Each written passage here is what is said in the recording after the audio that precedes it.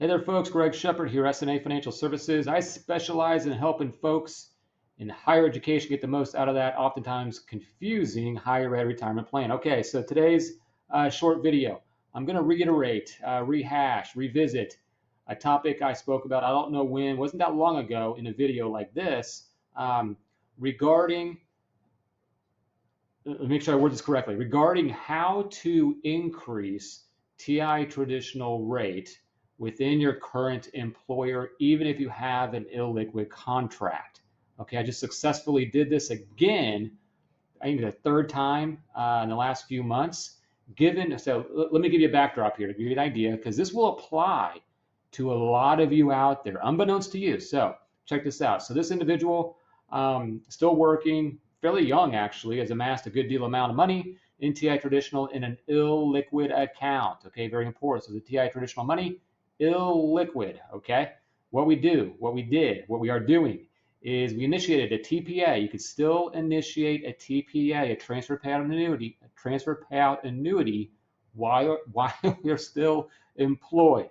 So you initiate that TPA, you direct those annual payments, okay, to the employer plan, the umbrella under TIA, but you direct those monies to a liquid contract, and you can invest in TIAA Traditional over there. So how this worked out is that she, she was getting 4.75% average accumulation or average rate, interest rate, over the course of many, many years. A lot of interest rate buckets, okay? 4.75. We initiated the TPA. It's like $300,000 she has in TIAA Traditional. So this isn't perfect math, but it's a 10-year TPA paid out over 9 years. But to make the math simple, we're just going to say 10% of 300,000 is 30,000. So 30,000 comes out, and we direct it to the liquid account in TIAA Traditional, where she's going to realize 6% on that new money invested. 6%. We're going from 4.75 to 6%. Which one's better? Okay. Now, this is where it gets fun and tricky, because you have to initiate paperwork. You have to submit paperwork in order to get that money from the illiquid contract to the liquid contract.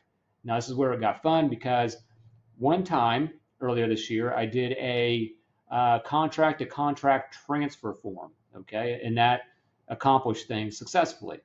We just did this again and submitted the same paperwork, and it did not work. I was told this is an in-service rollover, so we just submit different paperwork. Folks, I've been doing this for 22 years.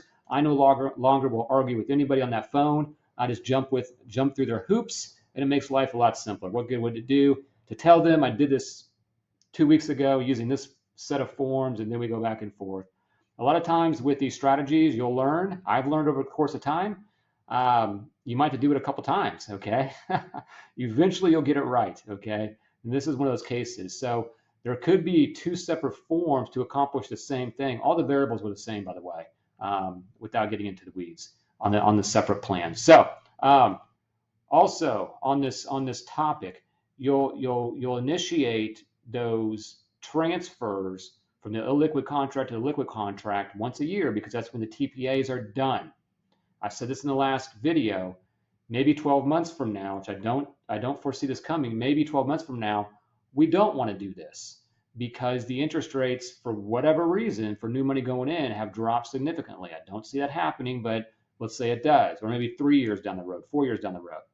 You don't have to continuously go from the illiquid to the liquid. The TPA, you can't stop, but it's your choice to go from the illiquid to the liquid, okay? So if you don't want to go from illiquid to liquid, you just don't submit that form, and the money stays in the illiquid contract, and you can divvy up those monies, in this case like $30,000, however you want.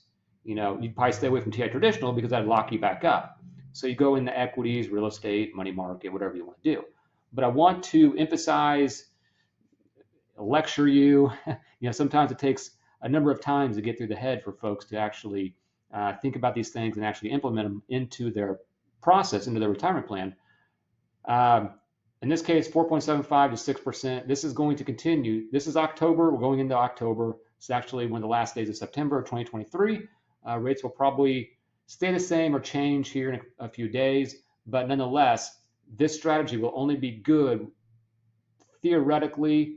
Nobody knows how long, but as long as these interest rates are high, higher than, of course, what you're getting over in that illiquid contract. Okay, hopefully not too much in the weeds. If you need help, questions, have questions on your situation, information should be down there. By all means, contact me and I'll see what I can do. All right, folks. Greg Shepard here, S&A Financial Services. Y'all take care. All right, bye-bye.